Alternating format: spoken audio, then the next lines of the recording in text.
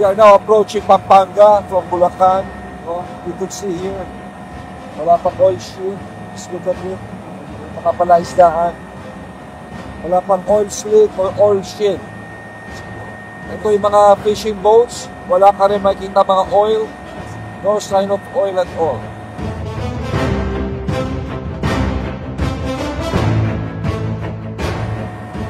Pasok na kami ng Pampanga River. Kita nyo yung tubig at yung gilid-gilid.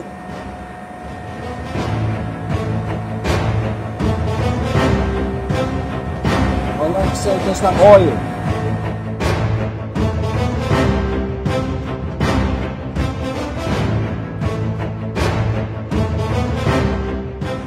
Yung may marker na dalawa yun, na dalawang barko, yun ang ground zero, dyan lumubog yung Terra Nova. Tingnan nyo maigim, pati yung oil spill. May boom, no? Tingnan nyo yung nilagay nilang net. Halos wala yatang langis na lumalabas, pero nasa ilalim yung Terra Nova. Tingnan nyo, ayun. Yung nakikita nyo yung Harbor Star, dahil yung nasa salvage, dahil yung mag-ooperate para i-contain at kunin yung ilalim ng Terra Nova. Tignan nyo, ayun po siya.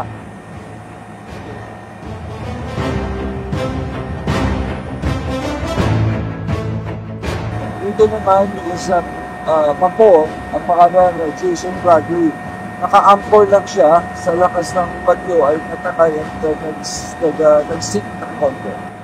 July 23, isang na-ground, ayun, kung Bibirola.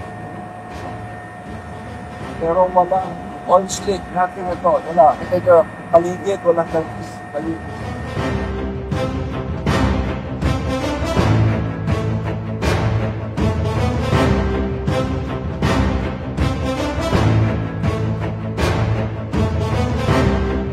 Maraming doon na dito, tingnan nyo, yung mga lupa lahat, walang oil slick.